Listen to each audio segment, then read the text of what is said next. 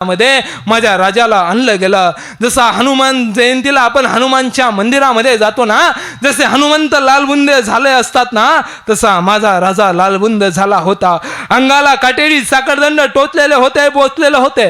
अंगात अशी एक जागा उरली नव्हती जिथून रक्त निघत नव्हतं, असा लालबुंद झालेला माझा राजा। सोबत होते कवी कलश आणि माझा राजा औरंगजेबाच्या दरबारामध्ये आला आणि तख्तासीन झालेला आलमगीर गाझी औरंगजेब आपलं सिंहासन त्यागून शंभू राजांचा पुढे आला आणि बोलता झाला, जब 9 बरस का था तब मिला था हमें आगरा में, तब हमने इससे पूछा था क्यों रे संभा तुझे हमारा डर नहीं लगता।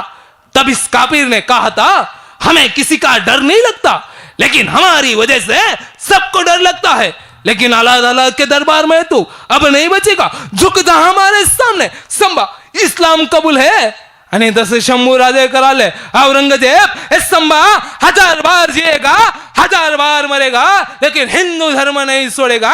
सब तलवारीचा वार झाला आणि राजांनी कवी कलशांना विचारलं, कवीजी कवी आहात आपण, सुचते का एखादी या प्रसंगावरती कविता।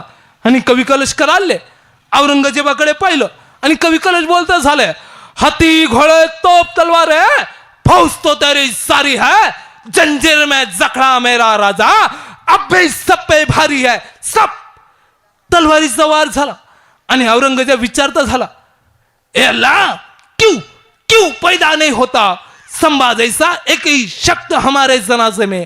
अरे का असं पोरग माझ्या घराण्यामध्ये जन्माला येत नाही आणि करायला चावा।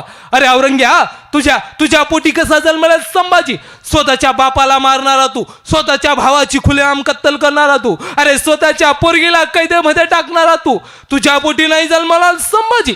संभाजी तो जन्मलेल सह्याद्रीच्या करड्यावर आणि तुझ्या नरड्यावर। आणि औरंगजेब बोलता झाला, ले जाओ इसे मेरी नजरों के सामने से दूर, फोड़ डालो इसकी आंखें जलाती हमें बहुत, काट डालो जिबा इसकी जिबा बोलते हैं बहुत, इसे इतनी दर्दनाक मौत दो, इसका आने वाला पूरा स्वराज्य पूरी कायनात याद रखे, खींच लो खाली